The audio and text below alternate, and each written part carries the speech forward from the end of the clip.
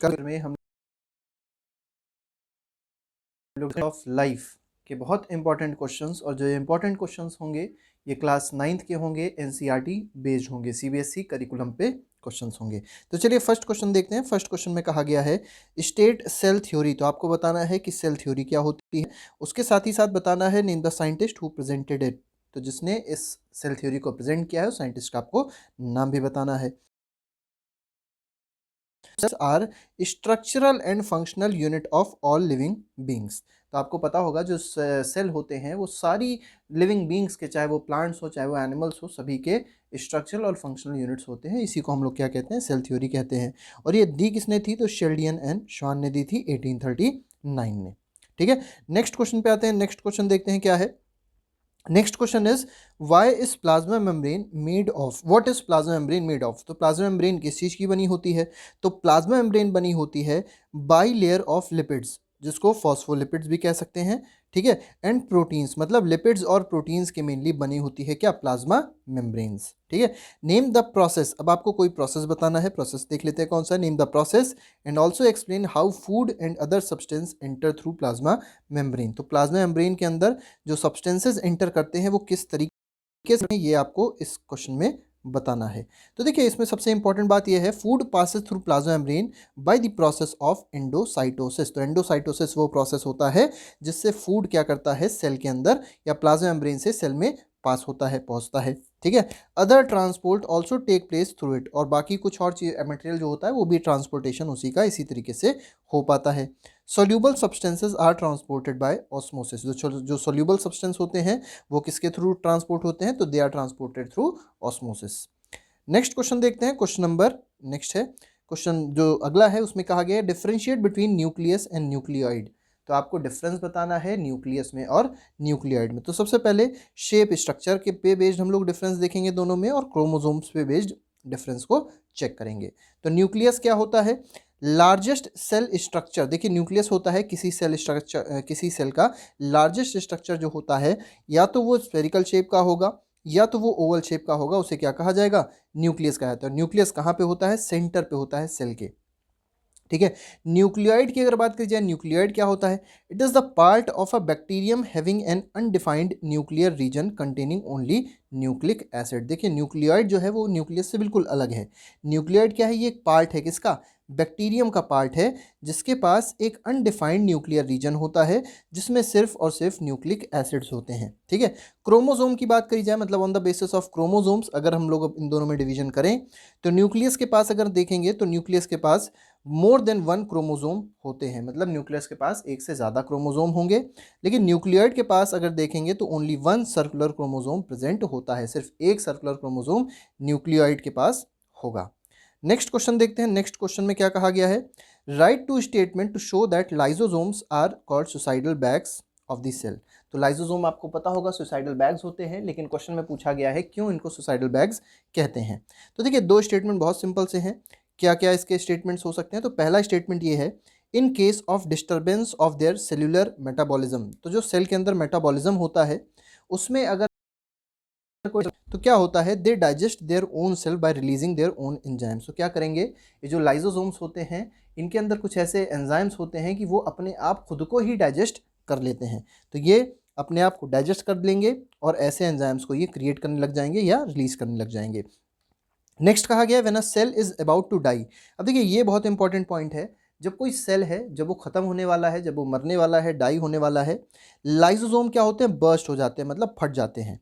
ठीक है, to eat up the dead cell. अब फटने के बाद क्या करते हैं, वो डेड सेल को खा लेते हैं, खत्म कर देते हैं, emptying the space for new cell. अब देखिए जब वो डेड सेल को खत्म करेंगे, उसकी जगह से हटा देंगे, तभी एक नए सेल के लिए जगह मिलेगी। इसीलिए हम लोग क्या कहते हैं, लाइसोसोम्स को सुसाइडल बैग्स भी कहते हैं। नेक्स्ट पार्ट पे आते हैं। Next question is state the two types of plastids. ठीक है, right one function of each. तो आपको दो तरीके के प्लास्टिड्स बताने हैं। प्लास्टिड्स अगर आप देखेंगे तो मेनली तीन टाइप के होते हैं, क्लोरोप्लास्ट होता है, एक क्रोमोप्लास्ट होता है, और एक क्या होता है, ल्यूकोप्लास्ट, LEUCOPLAST, ल्यूकोप्लास्ट होता है। अब इन सभी के फंक्शंस भी देख लेते हैं, इनके सबके फंक्शंस क्या होते हैं। तो देखिए अगर क्लोरोप्लास्ट का फंक्शन देखेंगे तो क्लोरोप्लास्ट का फंक्शन क्या है, ये मेनली मदद करता है किसमें, फोटोसिंथेसिस में, ग्रीन प्लांट्स में, ठीक है, vital role in process of photosynthesis in plants. Chromoplast की अगर बात करी जाए, ये कलर प्रोवाइड कर रहा है किसको, फ्लावर्स को हो गया, फ्रूट्स को हो गया, ठीक है, और इसी वजह से जो इंसेक्ट्स होते हैं वो फ्रूट्स की तरफ या फ्लावर्स की तरफ खींचे चले आते हैं, मतलब मेनली वो फ्रूट्स की तरफ, फ्लावर्स की तरफ खींचे चले आएंगे, जिससे पॉलिनेशन हो सकेगा, ठीक है, यहाँ पे ये बातें दी।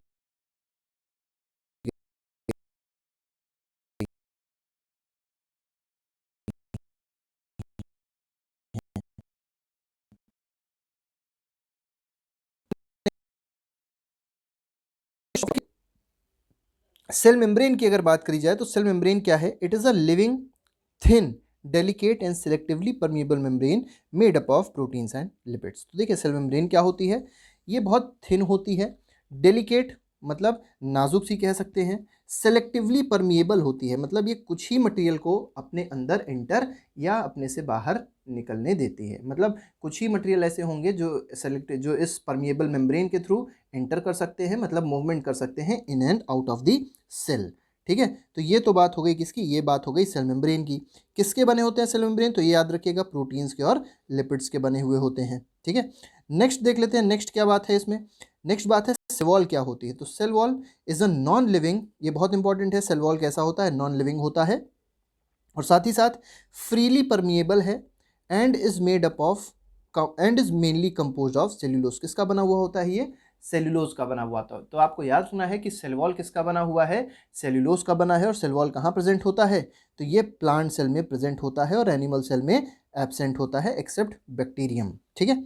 नेक्स्ट देख लेते हैं, नेक्स्ट में क्या कहा गया है, explain how do cell wall permit a cell of fungi to withstand very dilute external media without bursting। देखिए बहुत इंपॉर्टेंट क्वेश्चन है, इसमें कहा गया है why do cell wall permits the cell of fungi to withstand very dilute external media without bursting। अब देखिए यहाँ पे जो बात कही गई है, if a cell wall is surrounded by a very dilute external medium, अगर मान लीजिए जो सेल वॉल है उसके बाहर एक बहुत डाइल्यूट मीडियम है, ठीक है, the cell gains water, cell क्या करेगा, वाटर को गेन कर लेगा through a process called osmosis. Osmosis की वजह से जो वाटर होगा वो सेल के अंदर इंटर कर जाएगा, जिसकी वजह से सेल क्या कर जाता है, स्वेल कर जाता है, वो थोड़ी उसमें से सूजन हो जाएगी, फूल जाएगा थोड़ा सा, ठीक है। This builds up pressure against cell wall, और इसकी वजह से सेल वॉल में एक प्रेशर जनरेट होएगा, ठीक है, अगेंस्ट एक प्रेशर जनरेट होएगा सेल वॉल के पास। The wall also exerts an equal pressure against the swollen cell, और सेल वॉल क्या करेगा, अब देखिए दो मतलब इक्वल एंड अपोजिट प्रेशर्स वहाँ पर जनरेट हो जाते हैं, जिसकी वजह से नेट प्रेशर जो होता है वो खत्म हो जाता है, ठीक है। Thus due to equal pressure from both the sides the cell of fungi can withstand very dilute external media without bursting. बहुत सिंपल सी चीज़ है कि देखिए डाइल्यूट मीडिया था बाहर, जिसकी वजह से क्या हुआ, कुछ सेल अंदर इंटू कुछ जो लिक्विड था या कह सकते हैं जो भी हमारे पास कंटेंट था, कोई भी मॉलिक्यूल्स थे वो अंदर इंटर कर गए, जिसकी वजह से स्वेलिंग हुई, प्रेशर जनरेट हुआ। तो जो प्रेशर जनरेट कर रहा था उतना ही प्रेशर क्या कौन लगा रहा था, सेल वॉल लगा रहा था, दोनों प्रेशर बराबर के थे, दोनों ने आपस में एक दूसरे को कट कर दिया, ख़त्म कर दिया, जिसकी वजह से सेल बर्स्ट नहीं हुआ, ठीक है। नेक्स्ट क्वेश्चन देखते हैं, इसमें नेक्स्ट क्वेश्चन क्या कहा गया है, नेक्स्ट क्वेश्चन देख लेते हैं। नेक्स्ट क्वेश्चन में कहा गया है how do substance like CO2 and water move in and out of this cell. अब आपको बताना है जो कार्बन डाइऑक्साइड है, वाटर है, ये सेल में कैसे अंदर और बाहर मूव करते हैं। तो मूवमेंट ऑफ कार्बन डाइऑक्साइड, पहले कार्बन डाइऑक्साइड की बात करते हैं। Carbon dioxide move in and out of the cell through diffusion. देखिए किस प्रोसेस के थ्रू कार्बन डाइऑक्साइड मूव कर रहा है, through the process known as diffusion, ठीक है। अब डिफ्यूजन में क्या होता है, जो मूवमेंट होता है वो किधर से किधर होता है, higher concentration to lower concentration होता है अक्रॉस सेल मेम्ब्रेन के थ्रू। नेक्स्ट बात करते हैं वाटर कैसे मूव करेगा। Movement of water in and out of the cell occurs by the process of osmosis. देखिए कार्बन डाइऑक्साइड का मूवमेंट किसकी वजह से हो रहा है, through the process known as diffusion. Water का मूवमेंट किसकी वजह से होता है, through the process known as osmosis. ये दोनों बातें आप लोग याद रखिएगा।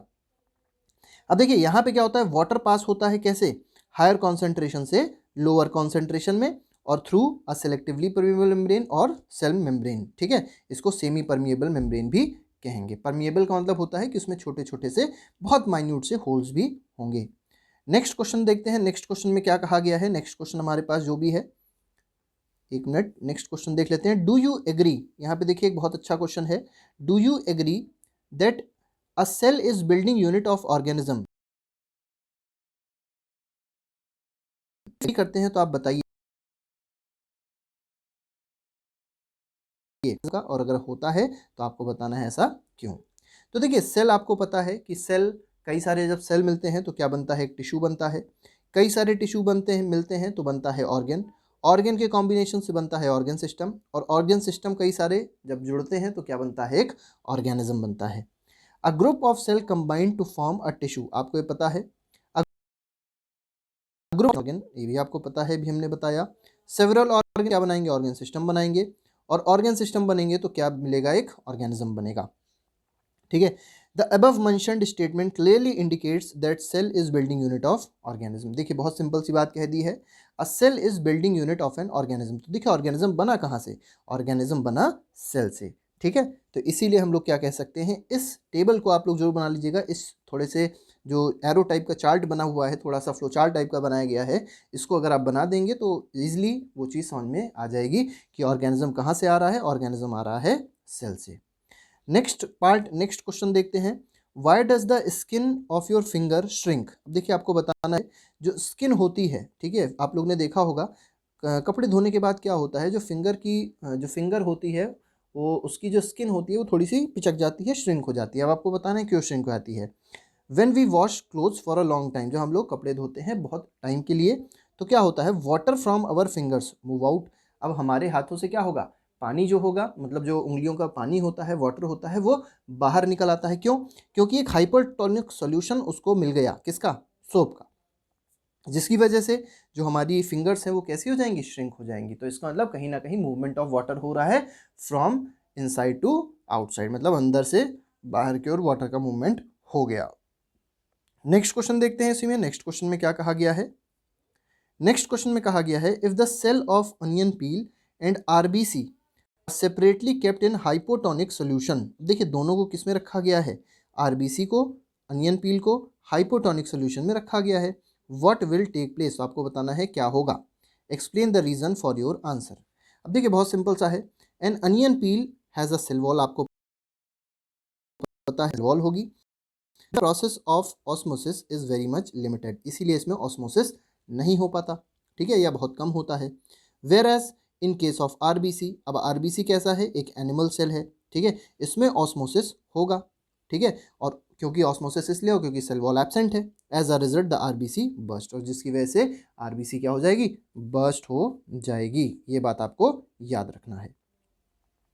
नेक्स्ट देखते हैं, bacterias do not have chloroplast but some bacteria are photoautotrophic. देखिए बैक्टीरिया के पास क्लोरोप्लास्ट नहीं होता, लेकिन फिर भी कुछ आपको बैक्टीरिया ऐसे मिलेंगे जो फोटो ऑटोट्रॉफिक होते हैं नेचर में, परफॉर्म, और वो फोटोसिंथेसिस परफॉर्म करते हैं।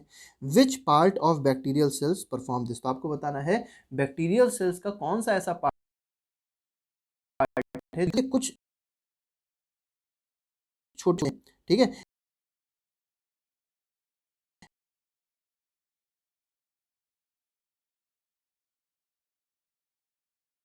ऐसा सेल्स में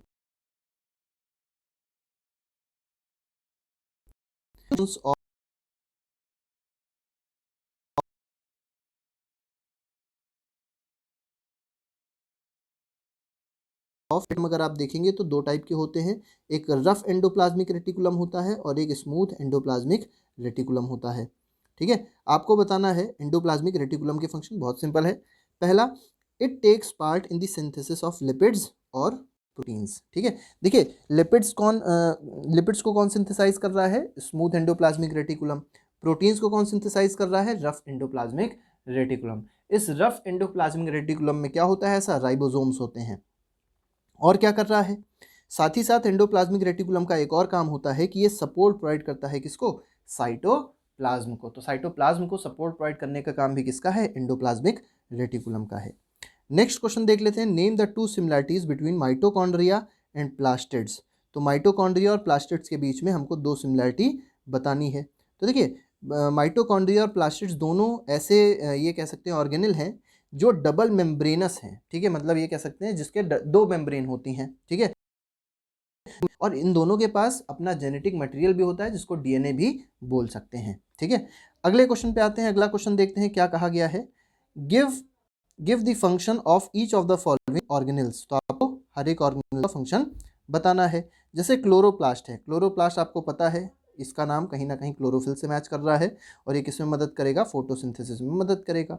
न्यूक्लियस का काम क्या होता है, न्यूक्लियस का काम होता है जितनी भी सेलुलर एक्टिविटीज़ हो रही हैं उनको क्या करना, कंट्रोल करना। ठीक है, न्यूक्लियस का फंक्शन होता है। अब इसी में एक और पूछा गया है, गोल्जी अपैरेटस का फंक्शन बताना है। तो कैमिलो गोल्जी ने इसकी खोज करी थी, डिस्कवरी करी थी, आपको बताना है इसका फंक्शन क्या है। तो कॉम्प्लेक्स शुगर का फॉर्मेशन कौन करेगा, गोल्जी अपैरेटस करेगा। नेक्स्ट, लाइसोसोम का फॉर्मेशन कौन करेगा, गोल्जी अपैरेटस करेगा।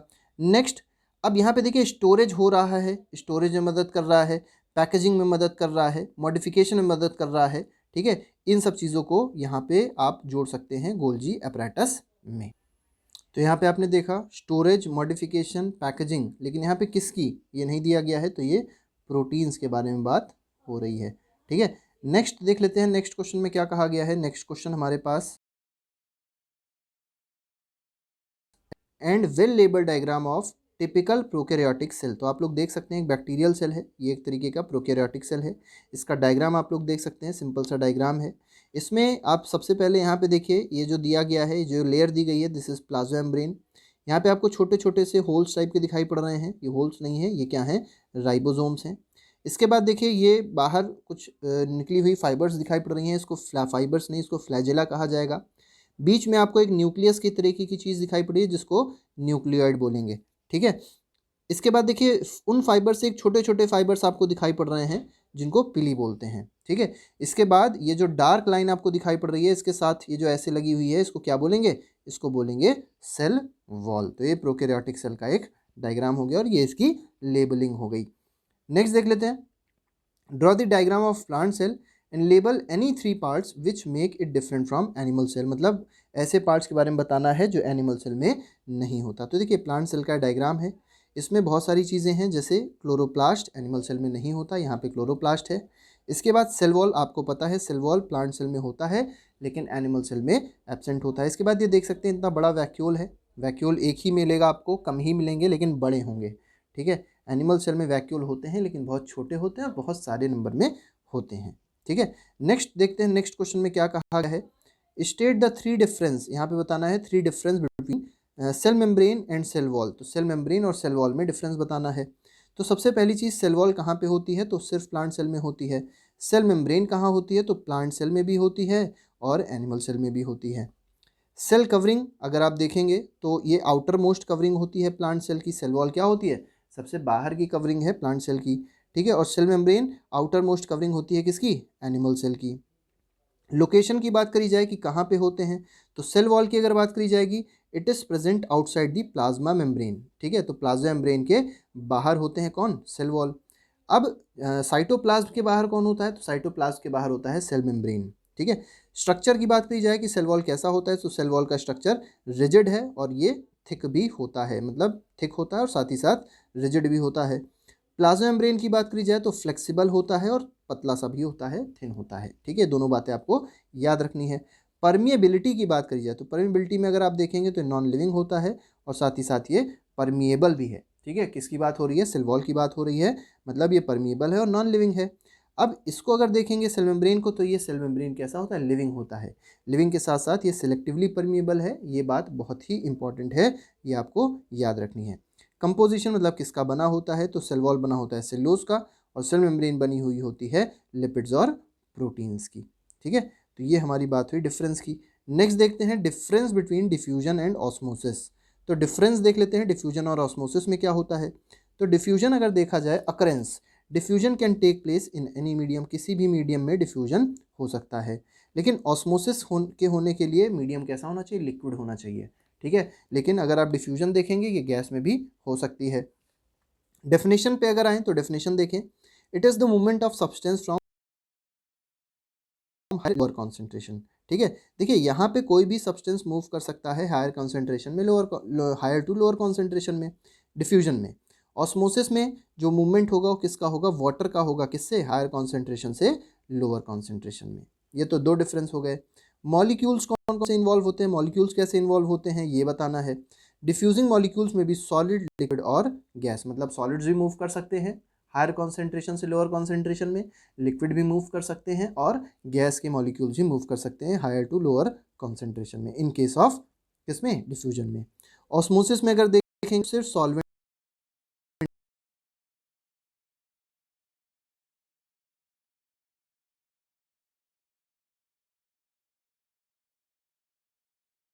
लेकिन इसमें सेमी परमेबल मेम्ब्रेन की जरूरत होती है। ठीक है, नेक्स्ट देख लेते हैं, नेक्स्ट क्वेश्चन में क्या कहा गया है। क्वेश्चन नंबर नेक्स्ट है, classify the following as osmosis and diffusion. या तो ऑस्मोसिस होगा या तो डिफ्यूजन होगा, आपको बताना है कि वो क्या है। Aquatic animals using oxygen. अब देखिए यहाँ पे एक्वाटिक एनिमल क्या कर रहे हैं, ऑक्सीजन यूज़ कर रहे हैं। अब देखिए ऑक्सीजन की बात अगर करी जाएगी तो ये तो गैस है, और गैस किस में होता है, डिफ्यूजन होता है। गैस का ऑस्मोसिस नहीं हो सकता, ये भी हमने आपको बताया था। Swelling up of resin on keeping in water. अब वाटर है मतलब मीडियम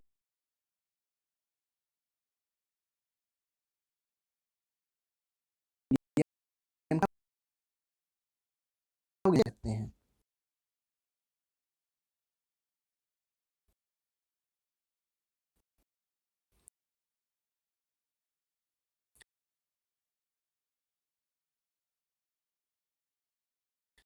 उसमें नहीं है। नेक्स्ट देख लेते हैं कि व्हाट इज प्लाज्मोलिसिस। ये बहुत इंपॉर्टेंट डेफिनेशन होती है कि प्लाज्मोलिसिस होता क्या है। It is the process of shrinkage of protoplasm. देखिए प्रोटोप्लाज्म का जो श्रिंकेज होता है वो क्या कहलाता है, प्लाज्मोलिसिस हो कहलाता है, from the cell wall due to continuous osmosis. तो कंटिन्यूअस ऑस्मोसिस की वजह से जो प्रोटोप्लाज्म होता है उसको क्या कहेंगे, प्लाज्मोलिसिस कहेंगे। ठीक है, लेकिन कब ये श्रिंकेज होता है, जब हम लोग उसको, जब किसी सेल को हम लोग कहाँ रख देंगे, हाइपरटोनिक सॉल्यूशन में रख देंगे। एग्जांपल दिया गया है absorption of soil water by roots. तो जो सॉइल वाटर होता है, जो सॉइल में वाटर प्रेजेंट होता है, आपको पता होगा रूट्स उसको क्या कर लेता है, एब्जॉर्ब कर लेता है। तो किस प्रोसेस से एब्जॉर्ब कर रहा है, जिस प्रोसेस से एब्जॉर्ब कर रहा है उसको क्या कहा जाएगा, प्लाज्मोलिसिस कहा जाएगा। इसी में एक और देख लेते हैं, gaining of water by guard cell by guard cell during opening of stomata. देखिए वाटर कौन गार्ड सेल जो होता है वाटर गेन करेगा। अब जब वाटर गेन करता है तो गार्ड सेल में सूजन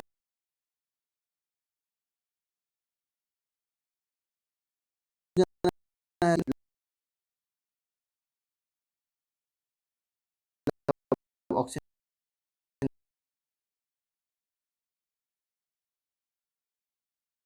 होता है।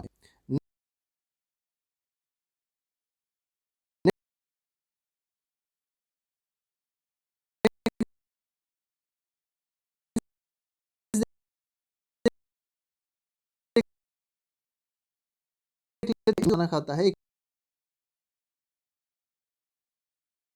क्या है, the part of plasma membrane that comes in contact with food particle. तो जो प्लाज्मा मेम्ब्रेन होता है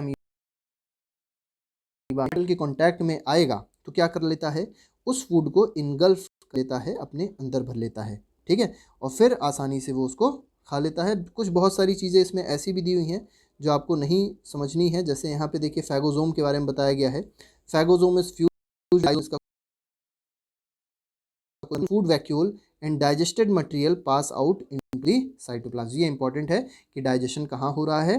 ठीक है, तो फूड वैक्यूल में हो रहा है, जो डाइजेस्टेड मटेरियल होता है वो बाहर निकल जाता है कहाँ पे, साइटोप्लाज्म में। ठीक है, the vacuole having undigested material rises to the surface and performs exocytosis to throw the undigested material out.